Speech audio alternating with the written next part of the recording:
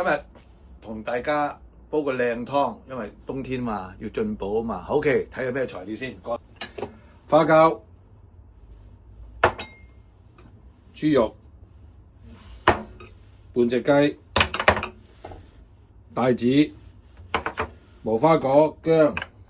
呢個啊，呢個叫羊肚菌。哎呀，點解咁細粒㗎？點解啲羊肚菌咁細粒㗎？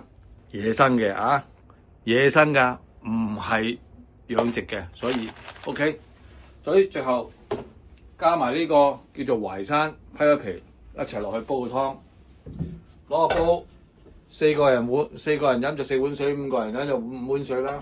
擺晒材料落去，擺5碗水，燉佢3個半鐘頭，慢火滾咗之後慢火燉佢3個半鐘頭，永遠係滾水啊，侵啲滾水落去啊！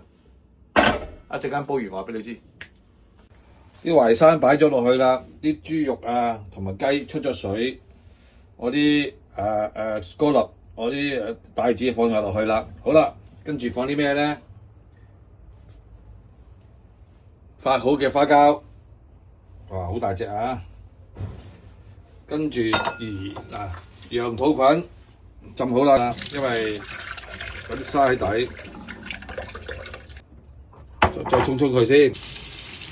好，繼續羊肚擺好啦，然之後我呢度已經放咗啲熱水落呢度個大，然之後咧就放落去，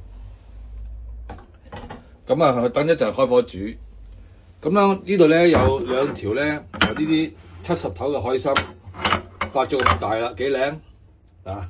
白刺㗎，記住啊，靚嘢嚟㗎。咁咧等煲到一半時間到，我先放落去嘅。